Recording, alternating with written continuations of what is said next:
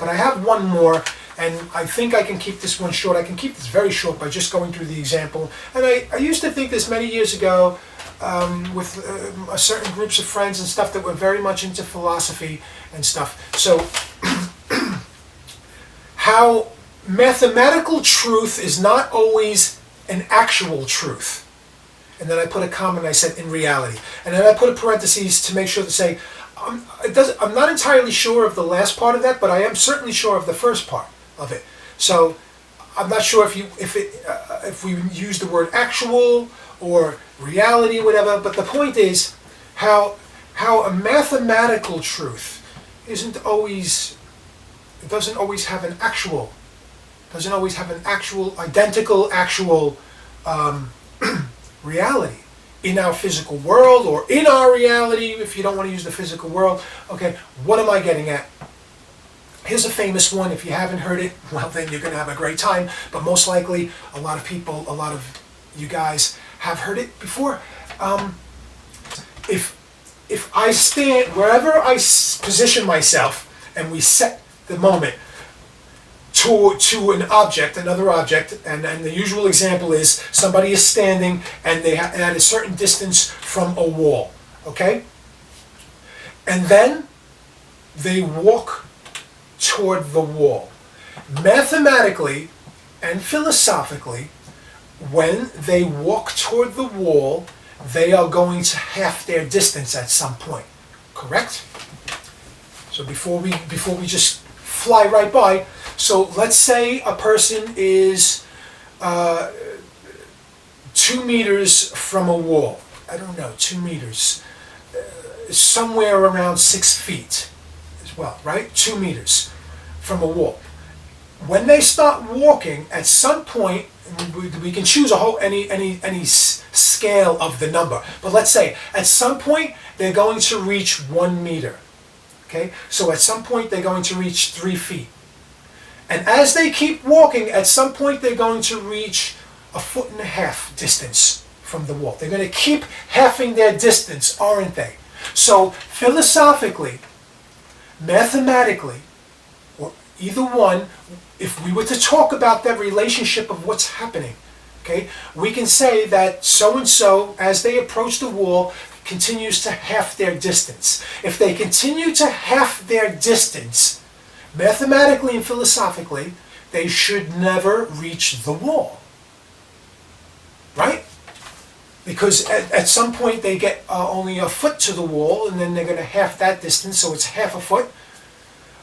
So they're going to get, I don't know, then they're going to get like 200, let's say they're going to get 200 centimeters from the wall, and at some point they'll be halving that distance to 100 centimeters, whatever you want to use, right? The point is, if you keep halving your distance, right, you start to, there's a way to talk about that, you start to get to that infinite at some point. You never reach the wall. But I used to always like to stand up and rib my friends a little bit and say, but here, watch. And as I walked, I said, but I did reach the wall. Now, if you want to sit here and get into this whole big semantics that, no, well, the truth is you never actually do because you don't touch anything. That's actually that's a different. But for the general sense of, okay, I've certainly not, I've reached the point where I am significantly involved with the border between me, the distance, and the other matter, the wall. Okay, this is definitely not an infinite regression happening here. And if it was, another point, that infinite regression would be useless. It's a philosophical useless concept then, in many senses, in the physical world, because I can take my fist and I could smash the arrangement that this wall is. I could smash that. So if you're going to tell me that my fist smashing this and clearly causing a reaction, clearly causing a chain, is actually causing a chain through an infinite, what's the point? It's semantics, and it's actually not very effective. It's not very accurate to think that way then. It's not an accurate way to go about it at all. So one funny thing that we could say is, well, what's happening? Well, you never really half your distance. That's not how the physical world works. At some point you may have half the distance, but on the next step you didn't. You did a little bit less than half, or you did a little bit more than half. What did I just set up for you, which is going to be a different talk? Shit gets done when symmetry is broken. Shit gets done when illogic is involved. When the structure, when the logical structure, when the stability of it, okay, is broken. Okay, when there's a glitch, however you want to think about it. But the point is, right? Because the point is, the math will clearly show you.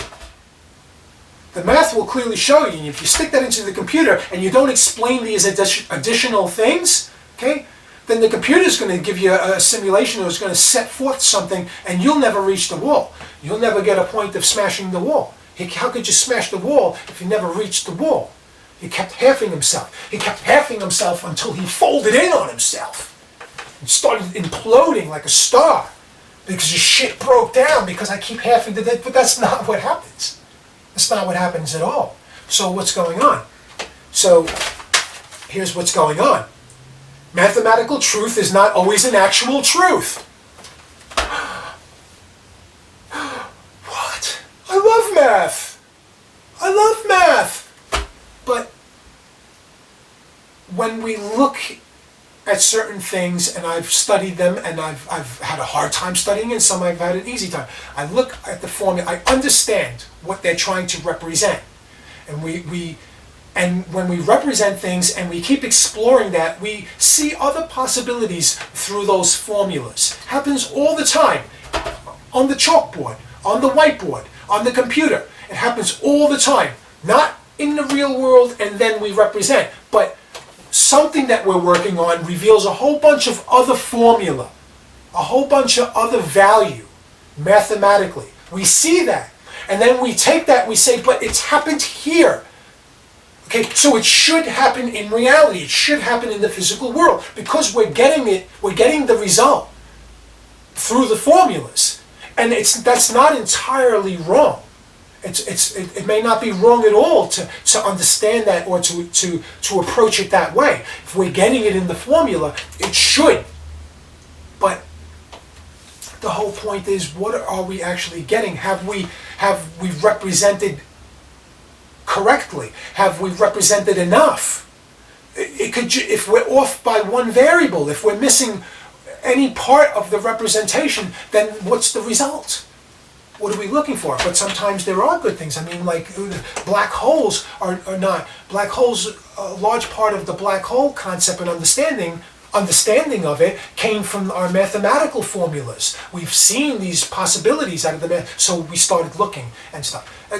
One side of it, a large part of that. We've seen the possibilities and stuff. So yes, of course the math helps us. But you see, I like to spin that. I've taken that and I've contemplated our ideas and concepts of infinity. And I've taken that and I've used that to explore these ideas of infinity. And sometimes we get so inaccurate that we treat infinity as if it's a thing in and of itself. To infinity and beyond. Like it's a place, like it's a thing. Because with all due respect, it represents something complex, something mind-boggling. So yeah, we can throw it around. But, right. Shit doesn't have. Or